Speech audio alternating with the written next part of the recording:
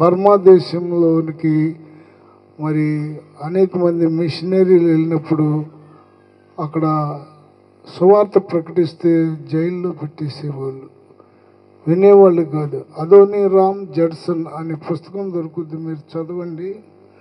Adoniram జడ్సన్ని దేవుడు Burma పంపిస్తే, బర్మాలో సువార్త ప్రకటిస్తే జైల్లో పెట్టారు. ఆయన భార్య జైల్లోకి దిండుల రూపంలో లోపల వైట్ పేపర్స్ పెట్టి పైన దూది పెట్టి పంపించేది. అవన్నిటినీ తీసి వైట్ పేపర్స్ మీద క్రొత్త నిబంధన బర్మా భాషలోకి తర్జుమా చేశాడు ఆయన. హల్లెలూయా. ఆ యొక్క పుస్తకాన్ని కొత్త నిబంధనని తర్జుమా చేసిన తర్వాత ఆయన కొంతకాలం తర్వాత జైలు నుంచి బయటకు వచ్చినప్పుడు చిన్న పిల్లవాడైన తన కుమారుడు పెద్దవాడు అయ్యాడు. అన్ని సంవత్సరాలు జైల్లో ఉన్నాడు. పెద్దవాడైన తర్వాత ఈయన వయసు పెద్దదైపోయింది. కుర్రాడిని తీసుకుని ఒకరోజు ఉదయాన్నే బయటికి తీసుకెళ్ళి ఒక రెస్టారెంట్, బార్ అండ్ రెస్టారెంట్లు ఉంటాయి కదా, అక్కడ జనం ఉంటారు కదా, అక్కడికి తీసుకొని వెళ్ళాడు. వాళ్ళు తాగుతుంటుంటే వాళ్ళందరూ ఇష్టం వచ్చినట్టు చేస్తుంటే వాళ్ళందరినీ చూపించాడు. అదోనీరామ్ జడ్సన్ అంటున్నాడు కొడుకుతో, వీళ్ళంతా మనోళ్ళే, సాతాను దొంగిలించాడు వీళ్ళని, మళ్ళీ మనం వీళ్ళందరినీ బయటికి తీసుకెళ్ళాలి. హల్లెలూయా.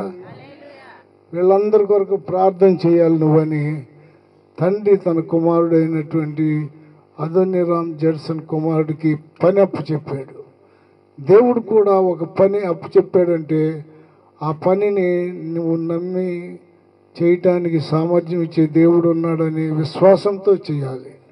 దేవుడు నిన్ను నమ్మి అప్పచెప్తాడు. ఏ పని చెప్పినా ఆ పనిని నమ్మినట్టుగానే నమ్మకత్వంతోనే చేయాలి. మోషేని గురించి కూడా దేవుడు అదే చెప్పాడు. మోషే నా ఇల్లంతట్లో నమ్మకమైన వాడు. ఈ దినాన అలాంటి వారి కొరకు దేవుడు ఎదురు చూస్తున్నాడు. అలాంటి బిడ్డలు ప్రార్థన చేస్తే వినాలని దేవుడు ఆశపడుతున్నాడు. అలాంటి వారు ఆయన యొద్దకు వస్తే వాళ్ళ దగ్గరికి సేవకుని పంపాలని దేవుడు ఇష్టపడుతున్నాడు. దేవుని సేవకుడు మోషే ఐగుప్తు దేశంలో ఉన్న ఫరో యొద్దకు వెళ్ళి గొప్ప గొప్ప అద్భుత కార్యాలు దేవుని ద్వారా జరిగించాడు. ఆ ఫరో సామ్రాజ్యం అంతా గడగడలాడిపోయింది. వాళ్ళందరూ కూడా మోషే చేసిన సూచక్రియలు చూసి భయపడ్డారు, ఆశ్చర్యపడ్డారు. ఇది మాంత్రిక శక్తి కాదు, దేవుని శక్తి అన్నారు. హల్లెలూయా. అంత గొప్ప కార్యాలు దేవుడు చేశాడు. ఈ దినాన మన జీవితంలో కూడా దేవుడు తన శక్తి కలిగిన కార్యాలు చేయటానికి సిద్ధంగా ఉన్నాడు. ఆ కార్యాలు చూడటానికి నువ్వు నేను సిద్ధంగా ఉన్నామా అనేది మనకు ప్రశ్న. మనం సిద్ధంగా ఉన్నామంటే ఏ రీతిగా సిద్ధపడ్డాం? ప్రార్థనతో సిద్ధపడ్డాం, ఉపవాస కూడుకులతో సిద్ధపడ్డాం, విరిగి నలిగిన మనసుతో సిద్ధపడ్డాం. దేవునికి ఇవ్వాల్సిన సమయాన్ని ఇస్తూ ప్రార్థన చేసి కనిపెట్టేటువంటి వారంగా ఉన్నప్పుడు దేవుడు తప్పకుండా గొప్ప కార్యాలు చేస్తాడు. హల్లెలూయా. మరి సేవకులు వచ్చినప్పుడల్లా ఏదో ఒక దేవుడు చేసిన మేలులు పంచుకుంటూ ఉంటారు. అనేకసార్లు ఆ కార్యాలు మేము మాట్లాడుకుంటూ ఉన్నప్పుడు దేవుడి యొక్క గొప్పతనాన్ని గురించి మరి ఎక్కువగా దేవునిలో మనం ఆనందించాలి, దేవుడి కార్యాలు చూడాలనేటువంటి సేవలో పట్టుదల, ఆసక్తిని కలిగిన దైవ సేవకులుగా ఉంటున్నారు శ్యామ్ పాస్టర్ గారు. హల్లెలూయా. అయితే ప్రభునందు ప్రియులారా, మోషే ఇజ్రాయేలీయులందరినీ బయటికి తీసుకురావటానికి ఎన్ని లక్షల డాలర్లు అడిగాడు దేవుణ్ణి, ఎంత పెట్టుబడి కావాలి వాళ్ళందరినీ బయటికి తేవటానికి అని అడిగాడా అంటే ఏమీ లేదు. దేవుడు చెప్పాడు, వెళ్ళాడు, చెప్పిన పని చేశాడు, నమ్మకస్తుడు అయ్యాడు. దేవుడు చూపించాడు. మోషే అడిగాడు, నేను దేని చేత ఇజ్రాయేల్ అందరిని బయటికి తీసుకొస్తానన్నప్పుడు ఆయన అన్నాడు, నీ చేతిలో ఉన్న కర్ర కింద పడే అంటే అదేమైందంటే అప్పుడు సర్పం అయిపోయింది. నీ కుడి చెయ్యి రొమ్ము నానించుకో అన్నప్పుడు అది కుష్ఠరోగం వల్ల అయిపోయింది. మరలా తీసి మళ్ళీ పెట్టమన్నప్పుడు అది మామూలు తెల్లగా చెయ్యి మామూలు రూపం వచ్చేసింది. అప్పుడు దేవుడు అంటున్నాడు, ఇలాంటి క్రియలే కాదు, ఇంకా నేను ఫరో ఎదుట గొప్ప కార్యాలు చేస్తానన్నాడు. హల్లెలూయా. మోషేకి తోడు అహరోన్ని ఇచ్చాడు. అహరోన్ని దేవుడు అన్నాడు, నీవు నీ తమ్ముడైన మోషేకి చేతికర్ర వలె ఉండాలి, అతడు నీకు ప్రభువుగా ఉంటాడు.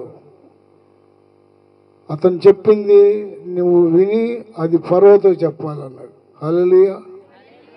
అంటే దేవుడి పనికి మోషేతో పాటు అహరోన్ని కూడా ఇచ్చాడు. దేవుడు పని చేసేటప్పుడు మనకి కొంతమంది నమ్మకస్తులు అవసరం. ప్రార్థన చేస్తుంటాం, నమ్మకస్తులు దయచేయి ప్రభా అని. దేవుడిచ్చే వరకు ఎదురు చూడాలి. వాళ్ళు కూడా పనిని పంచుకునే వారై ఉండాలి. వాళ్ళు కూడా పనిలో, దేవుడి పనిలో పాలుభాగస్తులై. హల్లెలూయా. ప్రభునందు ప్రియులారా, ఒక ప్రాంతంలో సేవకుడు నిలబడి సువార్త ప్రకటించాడంటే అది దేవుని యొక్క చిత్తం. అక్కడ ఉన్నటువంటి జనులు నశించిపోవటం దేవునికి ఇష్టం లేదు. కాబట్టి నిన్ను గన్నవరం పంపిస్తాను, నిన్ను తేలపూలు పంపిస్తా, నిన్ను కృష్ణవరం పంపిస్తాను. దేవుడు పిలిస్తే, దేవుడు ప్రేరేపణిస్తే చేస్తుంటాడు. అలా దేవుడు చెప్పిన చోట చేస్తున్నప్పుడు సూచక్రియలు కూడా దేవుడు చేస్తాడు, అద్భుతాలు కూడా చేస్తాడు. మరి చాలా మంచి సాక్ష్యాన్ని ఇచ్చారు ఇందాక సహోదరి. తన భర్తను ముట్టి స్వస్థపరిచినప్పుడు తనంతట తాను ఆయన లెగగలిగి నడవగలిగి అన్నిటిని గుర్తుపట్టాడు.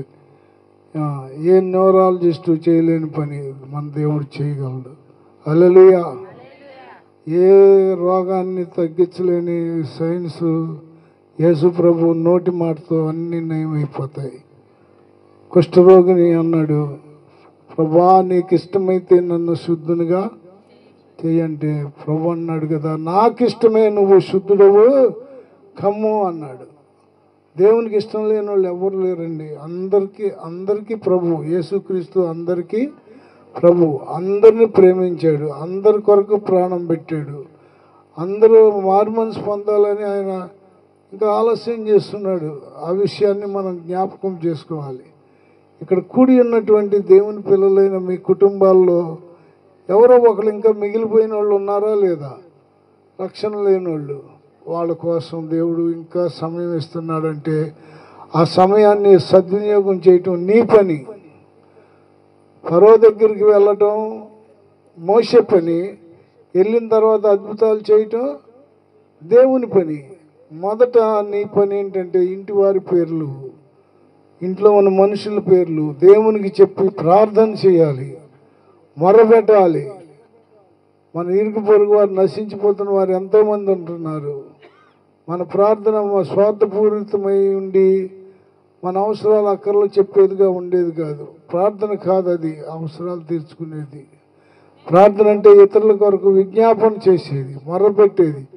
మొట్టమొదటిగా మన కొరకు ప్రార్థన చేసిన వాడు యేసుక్రీస్తు వారు. హల్లెలూయా. తండ్రి కుడి పార్శ్వమున ఉండి మన కొరకు ఎల్లప్పుడూ కూడా ప్రార్థన చేస్తూ ఉన్నాడు. మనం ప్రార్థన చేస్తే దేవుడు గొప్ప కార్యాలు చేయటానికి మనల్ని అడగకుండానే చేస్తాడు, ఇష్టపడుతున్నాడు. దేవుని సన్నిధిలో వాళ్ళని తోడుకొని రావడానికి నేను పంపుతున్నాను అన్నాడు. ఇజ్రాయేలీల దగ్గరికి ఎందుకు పంపుతున్నాడు దేవుడు అంటే వాళ్ళని బయటికి చూడండి. అక్కడ 10వ వచనంలో అంటున్నాడు, 3వ అధ్యాయము నిర్గమకాండం. కాగా రమ్ము, నిన్ను ఫరో యొద్దకు పంపెదను, ఇశ్రాయేలీయులైన నా ప్రజలను నీ ఐగుప్తులో నుండి తోడుకొని పోవాలను. చూడండి ప్రభునందు ప్రియులరా, ఈ ప్రాంతంలో ఇంకా ఎంతోమంది దేవుని సువార్త తెలియని వారు ఉంటే వారందరినీ తోడుకొని రావటానికి దేవుడి సేవకుడికి భారం పెడతాడు.